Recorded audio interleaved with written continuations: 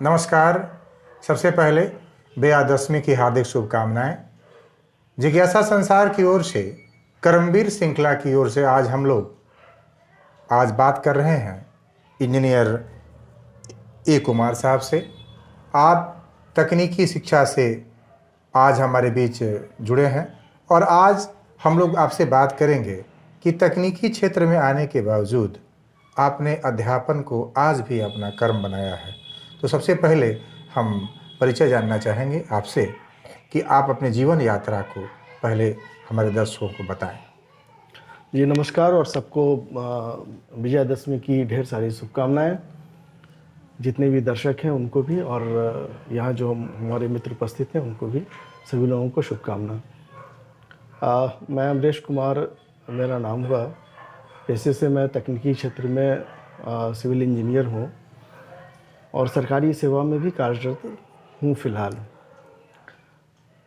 एक मध्यम वर्गीय परिवार से बिलोंग करता हूँ और शुरू से ही हमारी, जैसा आप ने पूछा कि तकनीकी क्षेत्र में रहने के बावजूद शिक्षा के क्षेत्र में आप का मेरी रुचि रही है, इसका क्या कारण है। बचपन से ही जब मैं अपने ये जो संस्कार हैं हमारे या जो विचार हैं, ये सब कुछ मेरे पिताजी की देन है। और मेरे पिताजी को भी उनके सर्किल में गुरुजी के नाम से पुकारा जाता था। वो खुद ऑडिट विभाग से थे, अकाउंट्स का काम किया करते थे और अपने पूरे सर्किल में उनको गुरुजी का नाम से पुकारा जाता था, क्योंकि उनकी इच्छा रहती थी कोई भी आदमी, कोई विभागीय परीक्षा हो या किसी भी तरह की किसी को ज़रूरत हो, अगर शिक्षा के क्षेत्र में कुछ अगर जहाँ तक उनसे बन पड़ता था, खुद पढ़ाते भी थे और पढ़ाई के लिए जितनी भी रिसोर्सेज की ज़रूरत थी उनकी शुरू से अपना ये था, कुछ बना कर रखते थे तो सबके से शेयर करते थे और सबको देते थे और चाहते थे कि सारे लोग एक शिक्षा के शिक्षित हों और सारे लोग जानें और सारे लोग इस माध्यम से अच्छा करें। तो ये संस्कार मुझे वहीं से मिला था और मैं भी जब बड़ा हुआ तो हालांकि मेरा जो अपना फील्ड है ये तो तकनीकी का फील्ड है और मैं इसमें शामिल हुआ जीविकोपार्जन के ख्याल से भी और सेवा के ख्याल से भी, लेकिन शिक्षा के प्रति मेरी रुचि रही। और जहाँ भी मुझे ऐसा महसूस होता है कि बच्चों को या जो नौनिहाल हैं हमारे, जो इस देश में अपने शिक्षा के माध्यम से जिनकी रुचि है, जो जिनको पढ़ना चाहिए, जो अच्छे हैं पढ़ने में, ऐसा लगता है लेकिन किसी कारणवश नहीं आगे बढ़ पा रहे हैं, चाहे उनकी अपनी पारिवारिक मजबूरी हो, आर्थिक मजबूरी हो, सामाजिक मजबूरी हो। बहुत सारे बच्चे हैं जो हमारे संसर्ग में आए हैं जिनकी विकलांगता जिनका कारण है, जिसके कारण वो पढ़ नहीं पा रहे थे। ऐसे बच्चों को घर से निकालना और उनको लाना, उस तरह की सुविधा मुहैया कराना, खुद भी उसमें शामिल होना, उनमें एक रुचि जगाना, लक्ष्य जगाना कि शिक्षा से आप कैसे आगे बढ़ सकते हो, क्या क्या पा सकते हो, ये बताना उनको, इसमें मेरी रुचि रही है। और समाज के प्रति मैं समझता हूँ कि मेरा एक दायित्व है जिसका निर्वहन मुझे करना चाहिए और इसलिए मैं इस क्षेत्र में हमेशा ही कार्य करने के लिए इच्छुक रहता हूँ। जहाँ भी मौका मिलता है, सरकारी सेवा में रहने के बावजूद भी जब भी मौका मिलता है तो मैं इसमें शामिल रहता हूँ, किसी भी माध्यम से, किसी भी प्लेटफॉर्म से, चाहे किसी समाज सेवी के माध्यम से या कहीं भी किसी भी माध्यम से, तो मैं इसमें अपनी रुचि रखता हूँ। आपने ही बताया कि पिताजी आपके अकाउंट की ओर कहीं ना कहीं जाने जाते थे, अकाउंट के जानकार थे और वाणिज्यिक गणना में उनका ज़्यादा भरोसा रहा होगा, लेकिन आपकी विज्ञान के प्रति जो अभिरुचि है, इसकी प्रेरणा स्रोत कहाँ से मिली आपको? विज्ञान के प्रति सही ढंग से कहें तो मेरे एक शिक्षक हुआ करते थे। मैं मिडिल स्कूल में पढ़ता था, एक सरकारी विद्यालय था, छोटा सा विद्यालय था, अभी भी वो विद्यालय है। यहाँ पर एक गर्दनीबाग मोहल्ले है, वहाँ पर एक आदर्श मध्य विद्यालय हुआ करता था, अभी भी है, अभी भी है, वर्तमान में भी है आदर्श मध्य विद्यालय। उसमें एक शिक्षक थे हमारे, उनका नाम था बिल्लट शाह। बिल्लट शाह महोदय से पता नहीं उनको मुझ में क्या दिखा और क्या था, मतलब अतिशय स्नेह था उनका मेरे प्रति और उनकी खुद भी रुचि थी, पता नहीं उनका क्या ये था। वो कहते थे कि नहीं बेटा, आज देश को इंजीनियर की बहुत ज़रूरत है या विज्ञान की बहुत ज़रूरत है, तो जो भी बच्चे रहते थे उनको प्रेरणादायी उनका स्रोत हुआ करते थे कि इनको विज्ञान पढ़ने में उनके जो भी उनके नज़दीक में थे विज्ञान के एक जो भी शिक्षक हमारे हुआ करते थे, उनका वो चयन भी बहुत सावधानी से किया करते थे और उनको भी बार बार प्रोत्साहित करते थे कि बच्चों को विज्ञान की शिक्षा दी जाए। तो प्रारंभिक जो रुचि मेरी जगी वहीं से है, विज्ञान के क्षेत्र में, विज्ञान और गणित के क्षेत्र में। और स्वाभाविक है कि चूँकि बचपन में जो चीज़ एक बार हो जाती है, जिसके शिक्षक अच्छे मिल जाते हैं, गुरु अच्छे मिल जाते हैं, तो आदमी की रुचि भी बढ़ती है। बच्चों को भी मैं यही कहता हूँ। अब छोटा सा एक वाकया मैं आपको इस पर सुनाना चाहूँगा। मेरा बेटा स्कूल में पढ़ता था, जिसमें अपना 5वें 6ठे कक्षा का विद्यार्थी हुआ करता था। उस समय क्या है कि वो जब 5वीं क्लास में था तो जब भी घर आता था ज्योग्राफी के विषय में बहुत बातें किया करता था।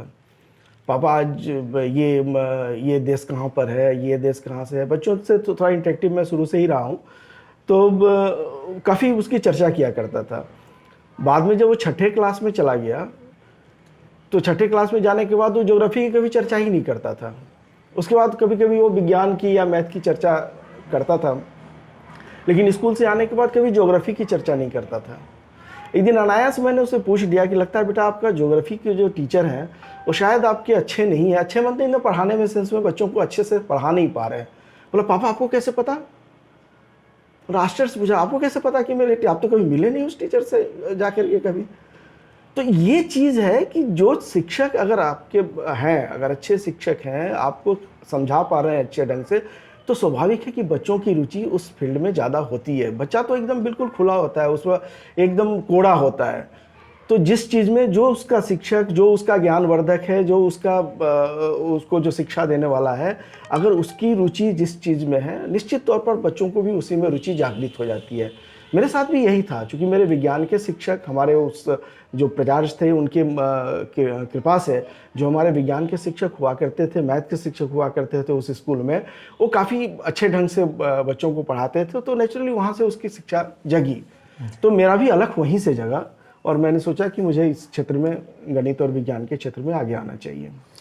आपके मन में एक विद्यार्थी के रूप में जो सपना पला था, आज वो बच्चा एक विकसित बच्चा, आज बड़ा व्यक्ति हो चुका है। आज आपके मन में वो कौन सा सपना पलता है जो आने वाले बच्चों को आप देना चाहेंगे? सच पूछिए तो लोग इसे पीढ़ी का अंतर कहते हैं। जनरेशन गैप शब्द हमारे बीच बहुत प्रचलित है। आप देखते होंगे लोग जनरेशन गैप की बहुत बातें करते हैं। और जब मैं बच्चों से इंटरेक्ट करता हूँ तो समटाइम्स ये लगता है कि बच्चों के दिमाग में भी ये बात बैठ गई है कि हमारा जो पुराना जनरेशन है और हमारा जो नया जनरेशन है, इसमें कहीं ना कहीं कोई गैप है।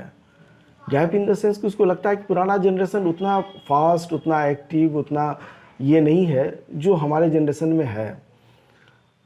ये सही है कि जनरेशन बदल रहा है और जनरेशन के बदलने के साथ जो पुराने लोग हैं निश्चित तौर से उनकी उम्र भी बढ़ रही है, शिथिल हो रहे हैं। शिथिल इन द सेंस कि दिमाग से भी शिथिल होते हैं, कर्म से भी शिथिल होते हैं, उनकी क्षमता भी घटती जाती है। लेकिन ये शब्द अपने आप में हमारी भारतीय संस्कृति के अनुरूप से मेल नहीं खाता है। क्योंकि जनरेशन गैप इस शब्द जो है ये पाश्चात्य संस्कृति की देन है। हमारे संस्कृति में जो भी है वो जनरेशन कंटिन्यूएशन की बात करते हैं। हम लोग बात करते हैं कि अपनी परंपरा को कैसे आगे ले जाएं। तो मेरे मन में कहीं अगर कुछ है जो कमी है, जो मैं चाहता हूं कि आने वाले दिनों में जब भी मुझे मौका मिले, लोगों का सहयोग मिले, या मैं अपने इस जो सरकारी मेरा कार्य है उससे जब थोड़ा निवृत्त हो जाऊं, जब थोड़ा मेरे पास समय हो, तो मैं उसको पूरा करना चाहता हूं। और ये है कि परंपरा के साथ ये विज्ञान की जो पढ़ाई है उसको हम कैसे आगे ले जाएं। परंपरा का निर्वहन करते हुए हम अपने पीछे वाली जो पीढ़ी है, हम बहुत चीज़ को भूल गए। वेद उपनिषद की बात तो करते हैं, लेकिन वेद उपनिषद दूसरे लोग इसका बहुत सारा जो आप देखिएगा आज के डेट के बहुत सारी चीज़ों की खोज पाश्चात्य देश हमारी जो धरोहर है उसके आधार पर कर रहे हैं, उसके आधार पर किया जा रहा है। हम उसको भूल जाते हैं, अपनी परंपरा को भूल रहे हैं। मुझे याद है कि हम लोग जब पढ़ा करते थे तो हम लोग पहाड़ा याद करते थे अपनी मातृभाषा में। दुक्का दू, दो दिने चार याद है। आज बच्चे पढ़ते हैं 2 1 जा 2, 2 2 जा 4, अपनी भाषा में नहीं पढ़ते हैं। परिणाम क्या होता है कि आप आज किसी भी बच्चे से अगर एकाएक पूछ दीजिए सडनली कि 19 जा क्या होता है, तो उसको 19 जा 19 जा करके वो 19 जा तक पहुंचेगा, फिर आपको बताएगा। लेकिन अपनी मेरी पीढ़ी से, मेरे पिताजी की पीढ़ी से और ज़्यादा था। उस समय किसी से आप कहीं का पहाड़ा पूछ दीजिए तो उस एकदम कंप्यूटर की तरह बताता था। तो कुछ परंपराएं, कुछ चीज़ ऐसी हैं जिनके विषय में हमको सोचना पड़ेगा। जैसे मातृभाषा में कैसे बच्चों के घर में अपनी जो भाषा है, अपने घर की भाषा है, उस भाषा में सबको पता है कि जो शिक्षा की शुरुआत होती है वो घर से होती है, माँ से होती है। तो उसकी भाषा को छोड़कर हम दूसरी भाषा में परिवर्तन करके और बच्चों को जो शिक्षा देना शुरू करते हैं, ये भी कहीं ना कहीं हमको कमज़ोर बना देता है। कहीं ना कहीं गणित के में और विज्ञान में हमको कमज़ोर बना रहा है, जिसको हम भूल रहे हैं। तो बहुत सारी चीज़ें हैं जिन पर काम करने की ज़रूरत है। काम निस्संदेह हो रहा है, लोग अब धीरे धीरे जागरूक हो रहे हैं। लेकिन मेरी इच्छा है कि इस परंपरा को हम जनरेशन गैप का नाम दे रहे हैं, इससे निकाल करके और परंपरा को आगे बढ़ाते हुए हम विज्ञान के क्षेत्र में, हम बाकी क्षेत्र में एक संस्कार के साथ, संस्कार सहित शिक्षा को कैसे बच्चों के बीच लाएं, इसके लिए प्रयास करने में जो भी बन पड़ेगा मैं करना चाहता हूँ।